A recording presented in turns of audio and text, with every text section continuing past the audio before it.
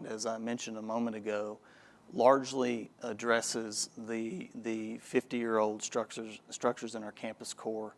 And so when you drive down Garfield and you look back to the east on our campus in the main entrance, the anchor building that you see is our library. And so we want to pay close attention to that. In addition to the library, we're looking really long and hard at our dorms, because this is where parents drop their kids off. And this is where our students live. And so we're looking at not only creating safe environments there, but welcoming environments. We're trying to create an atmosphere on our campus where students want to be. And our dorms, while they're 25 years old, which doesn't seem terribly old, have been well lived in by 18, 19, and 20-year-old students. And so we're embarking on a full redesign of those structures. And so LRC and dorms are 80 to 100% redesign and remodel. And LRC is a library. Library, correct. And these are 50-year fixes, because we recognize the kind of investment that we're making now is substantial, and it needs to be a 50-year fix. In addition to those buildings, we're looking at our Allison Fine Arts building. The mission of that building right now is a little misaligned. We have our Early College High School there, and it's a hugely successful Early College High School. In fact, a Blue Ribbon campus, a top performing campus in MISD, and that's a result of the great collaboration. But it's also home to our Wagner and Brown Auditorium, and our McCormick Gallery, and our Midland College Foundation, and the coexistence of ECHS, Early College High School, and some of those other functions of that building just don't make a lot of sense. And so, again, we're looking at those 50-year-old buildings to ensure they last another 50 years.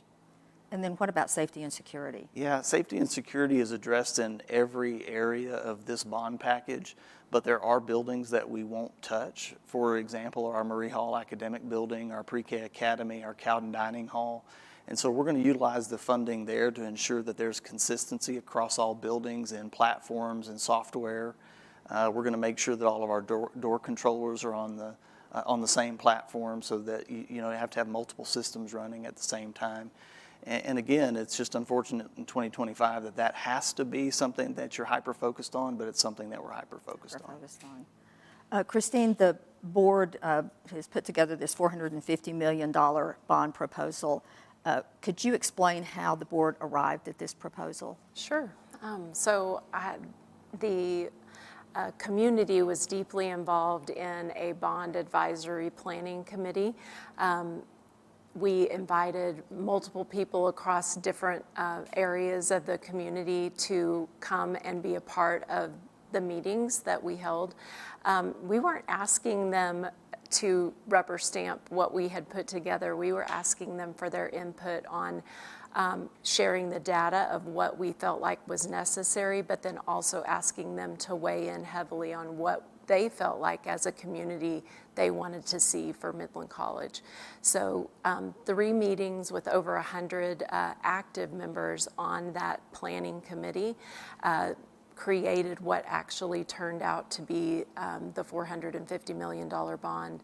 I do want to point out that there were things that were brought up that Midland College wanted to address that the committee, quite frankly, ranked very low on the needs, and we were looking to be very fiscally responsible, and they helped us make those decisions by ranking what was the most important.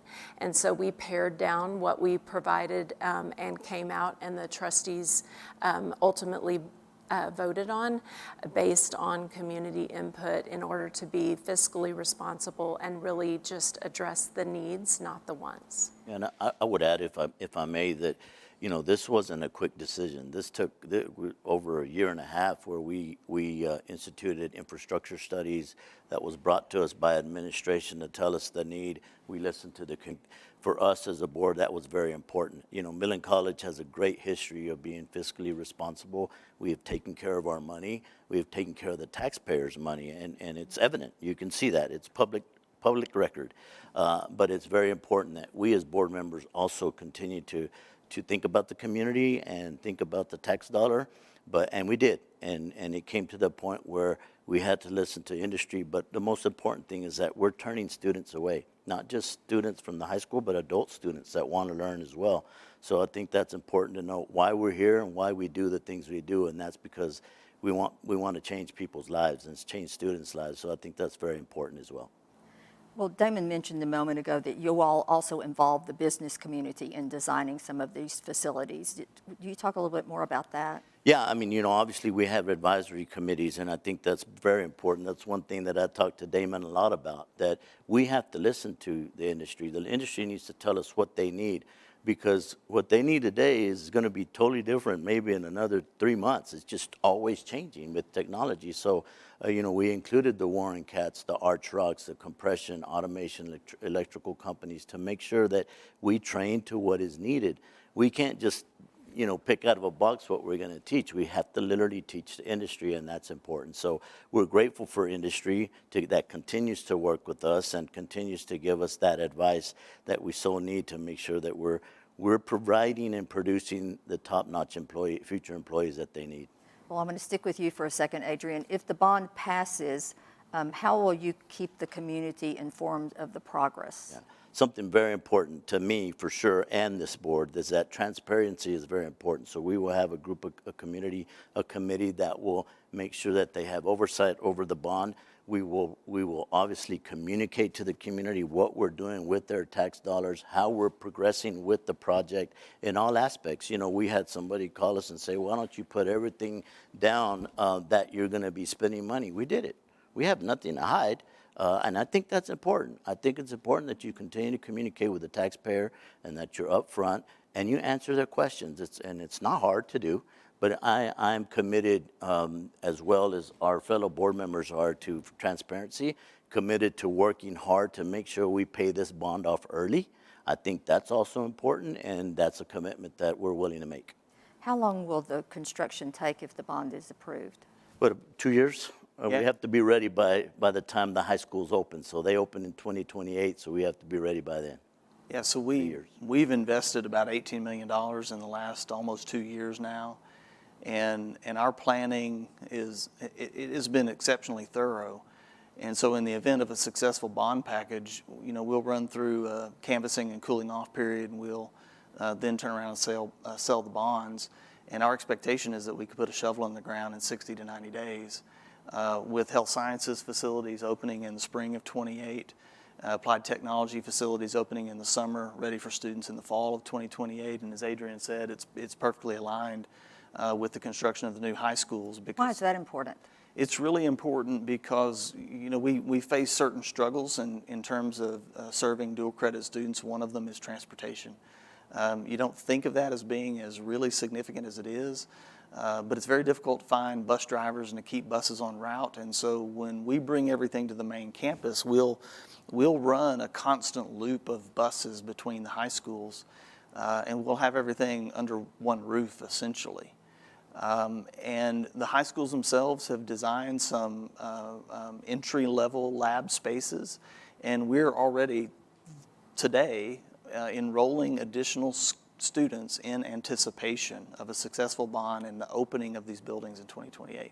Okay, let's talk a little bit about the tax implications for Midland citizens. If it is approved, what will the tax rate be, and how would somebody figure out what it means to them? Yeah, so we're anticipating or projecting at this point the bond sale at 5.17%, which would have an implication on your taxes to the tune of 4.972 cents per $100 valuation, or easier to remember for me, is $49.72 a year per $100,000 valuation, which is $4.14 a month. Okay. And I don't mean to minimize that. It's still your Right. tax dollars, but it's an amount I think you can wrap your mind around. It's a little less than $250 a year if you own a $500,000 home. Okay. I'll add also that we checked rates today. Were we to go out for sale, we'd be closer to 4.3%. So we're being conservative in our estimates. In the last few months, there have been a lot of reports about the possibility of drilling on the Midland College campus. Adrian and Christine, I know that you all have both been involved in the negotiations. So I'm hoping that you can bring us up to date on the negotiations and also talk a little bit about, and you too, Damon, if you want to, the ramifications of drilling on the Midland College campus. So who wants to start? Yeah, go ahead. Yeah, I think definitely that's an important partnership, and that's something that we as a community college have to continue to do, is look at collaboration and partnerships. And so we were able to, the board was able to confide in myself and Christine and Mike Eastman to go out and meet with Mr. Arrington and talk about a deal. And in principle, we were able to come up with a deal, put it in the northeast corner of the campus where we had already set some land aside based on where we were going to build if we passed this bond. So that was a good opportunity. And so, there's an opportunity for us to get some money at this too. I mean, it's not the $600 million that, people have said that we're going to get. That would be great. But there is some opportunity, and I think as stewards and having fiscal responsibility, we can do something with that money. And I also think there's an opportunity for an educational, advanced educational opportunity to probably being the first community college in the nation that would have a live oil field lab. So we can train lease operators, train well. Right now it's in the hands of attorneys, and they're going back and forth and doing a really good job at it. And we're grateful for the partnership. We will have a drilling rig on our campus at some point, and we have gone through all the safety, the security of it, all the planning that goes into that, because that was a very important piece. And we're grateful for the operator that really looked at that opportunity with us of the importance of safety. I'll add to that just a little bit, and Adrian covered it very well, but I think one thing that I really being new to the board and having this kind of be my first opportunity at collaborating with a community partner and understanding the pros and the cons, and really sitting down and talking about, what would drilling mean for our campus, and what are the things that would make it work, and what are the things that we would have to, decide if it was a good thing for the college, if it was a good thing for the community. And I feel really good about the conversations that we've had and the way that we could really, satisfy the people in the community that wanted to see drilling and the people in the community that were maybe concerned about safety issues around a college campus. And we have a pre-K, building on our campus, as well as a daycare, and we have, young students on our campus. So I feel good that we've been able to talk to the operator frankly about that and come up with a really great plan for a deal that will not only be a good fit for Midland College, but also for the community, and it will keep our students safe. Well, I would say that kudos to the Board of Trustees for understanding the magnitude of this deal and this challenge, for understanding that oil and gas built Midland College. When you walk around our campus, there are names on every single building. And there's a reason for that. It's because the families that took from the ground those riches, they gave back, and they built our college, and certainly Midland College isn't going to walk away from that. Can you talk more specifically about the financial implications for the college, but also for the city of Midland? Yeah, I think of this in a handful of buckets. The operator has assumed all of the risk and made all of the investments, going to sink a lot of money in the ground before anything comes up. And so obviously, the operator and partners are going to profit from that. Homeowners and businesses to the south, additionally, will profit from this, which is, again, something that the trustees weighed really heavily in decision-making. The city of Midland as well, and I don't have the numbers right at the tip of my tongue, but a couple $100 million in royalties, and the college will realize a smaller amount, and then some dollars in service damages and lease bonus and others, and so it's pretty diverse and widespread, and again, kudos to the trustees for weighing, everything in terms of, who gets what in this deal and how it benefits the college and the community. You mentioned a moment ago that lots of the buildings on campus are named for folks who have made contributions. So I take it there is also some private funding that has benefited Midland College in addition to bonds. Yeah, absolutely. Midland College has only sought and passed all three bonds, 1972, 1976, 2005, so this will only be the fourth in history of the college. If you look at the most recent construction projects, it's our Pre-K Academy at the college and our Cowden Dining Hall. And the Pre-K Academy was funded exclusively by philanthropy and corporate gifts, and that's a $32 million building. The Cowden Dining Hall, obviously the Cowden family was very, very generous, and one of our trustees, Linda Cowden, led the fundraising effort there for that facility, but again, built completely with philanthropy. And you can go all over our campus. It's Abel Hanger, it's Scarborough, it's Peavy House, it's Fasken, it's the names you know, and they're oil and gas names. And I think it's important too, if I may, that, everywhere I go, I remember when I was running for this position, everybody's like, Midland College is a crown jewel of the community, and it surely is. It really is. And I talked to a lot of families, a lot of people that it's really affected me. All 10 of my brothers and sisters came to Midland College from Kermit, Texas, and that started us. Without that, we wouldn't have been able to do the thing. It would have been hard for us. And so it's touched a lot of lives, and it'll continue to touch a lot of lives and change lives and really help with the economy as well. It's going to be, it's just an important piece of our community. And I want to add one thing that I've heard and had questions about, and I think they're good questions, but talking back to the money that Midland College would receive from the drilling deal, maybe $40 million over 20, 25 years, and we do have a lot of philanthropy and business support, but there's no other way that we could get to the number of $450 million without going to the community for a bond. And that is the way that it's designed, that we don't get funding.